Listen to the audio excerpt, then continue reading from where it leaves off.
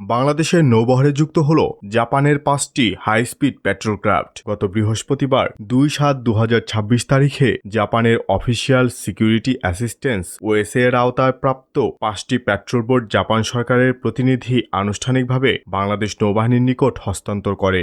জাপানের সাথে দীর্ঘদিনের পারস্পরিক আস্থা এবং কৌশলগত অংশীদারিত্বের ধারাবাহিকতায় 2023 সালের নভেম্বর মাসে 5টি উচ্চগতি সম্পন্ন পেট্রোল বোট সংগ্রহের লক্ষ্যে বাংলাদেশ ও জাপান সরকারের মধ্যে একটি দ্বিপাক্ষিক চুক্তি স্বাক্ষরিত হয়। গত 6 ফেব্রুয়ারি 2026 তারিখে বোটগুলো চট্টগ্রাম বন্দরে এসে পৌঁছায়। জাপানি বিশেষজ্ঞদের তত্ত্বাবধানে বোটগুলো পরিচালনা এবং রক্ষণাবেক্ষণ বিষয়ে নৌবাহিনীর সদস্যদের প্রয়োজনীয় প্রশিক্ষণ প্রদান করা হয়। প্রতিটি বোট 16.15 মিটার দৈর্ঘ্য, 3.53 মিটার প্রস্থ, 1.78 মিটার গভীরতার এবং 13.5 টন ধারণ ক্ষমতা সম্পন্ন। পেট্রোল বোটগুলো সর্বোচ্চ 32 মাইল গতিতে চলাচল করতে সক্ষম। এ সকল বোট কম গভীরতা সম্পন্ন জলপথে চলাচলের উপযোগী এবং উচ্চ গতি সম্পন্ন হওয়ায় দেশের নদী, মোহনা ও উপকূলীয় অঞ্চলের সংকীর্ণ ও দুর্গম নৌপথে অধিক দক্ষতা ও কার্যকারিতার সঙ্গে অভিযান পরিচালনা করতে সক্ষম হবে। দেশের সমুদ্র বন্দর ও উপকূল এলাকার নিরাপত্তা জোরদার,